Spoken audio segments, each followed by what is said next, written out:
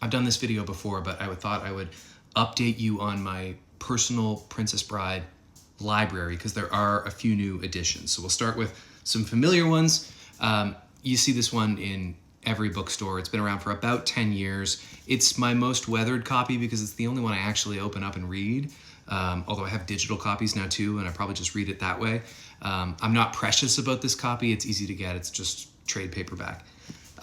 This one is sort of the same dimensionally, but I like it because it has a sort of pre-Princess Bride movie quality to it. It doesn't necessarily look like Wesley and Buttercup as we know them.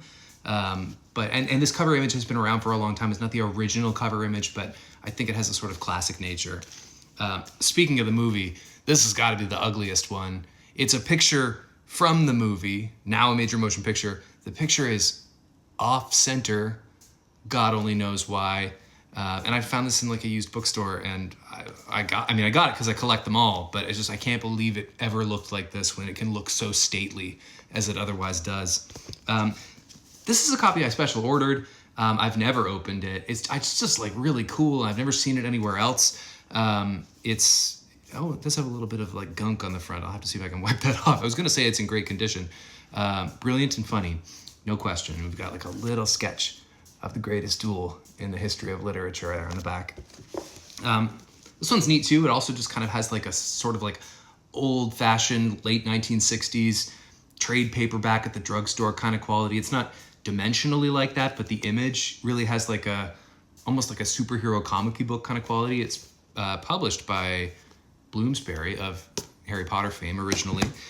This is I recommend it to anybody who likes The Princess Bride. And, if you do, you like the movie as well, of course. And this is a memoir written by Carrie Elwes, who plays Westley, just all specifically about the time they had making that movie. And it tells great stories about everybody in the cast. And, of course, the great Rob Reiner and William Goldman is in there, too. And it's just one of those, like, very special movies that is fun to look back on. Anyway, it's just a really great read. This is my newest edition. I just picked this up yesterday. I didn't know it existed. Apparently it came out in the fall. Every now and then they just decide we're going to print a new version of it, and it's very like simplistic, and I think it's probably movie inspired. This really feels like the two leads in the film, but that's okay. Like, everybody who loves this book loves the movie too, and maybe you love the book more, as I often do. But they're great companions of one another, and like on the side it says "as you wish." This is really special. You know what? I'm going to do this one first. This is just a collection of William Goldman written screenplays. He is this extraordinary novelist who wrote the book. He also happens to be like the grandfather of the contemporary screenplay. And so in among these four is, of course, his adaptation of his own novel, The Princess Bride. Worth mentioning, he also wrote the screenplay for Misery, which then was also adapted into a film by the extraordinary Rob Reiner. So this is cool. The Silent Gondoliers is a really fascinating text because it is written by William Goldman under the pen name S. Morgenstern, which is the only other time he used that pen name. S. Morgenstern kind of exists as a fictional historian in the world of The Princess Bride, and he's the one presenting you this story, and then William Goldman is sort of adapting it and truncating it to make it a little bit more digestible. And so to him, in the universe of The Princess Bride, S. Morgenstern exists. And he's this like Florinese eccentric.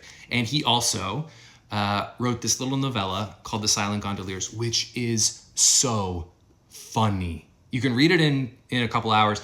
It's so funny. This is maybe my favorite one in the collection because it's the first one I ever owned.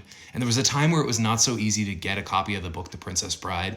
And my dad got this one for me, I think on eBay. And it's a hardcover. And again, it has a sort of classic look that doesn't rely too heavily on our modern image of the Princess Bride.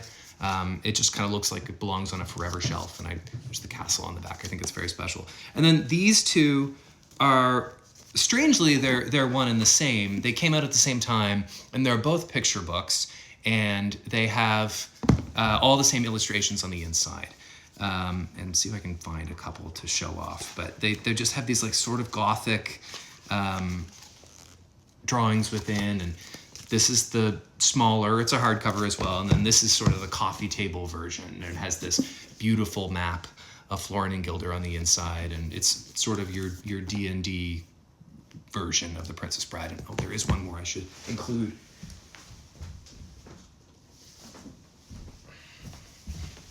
I'm a dad, so we have The Princess Bride in board book form. It's a counting book, as in 3 ships, 4 rodents, 4 horses, 2 princesses, and it's just very cute, and we're a fan here in this family. Anyway, I'll check back in when I get more, which I inevitably will.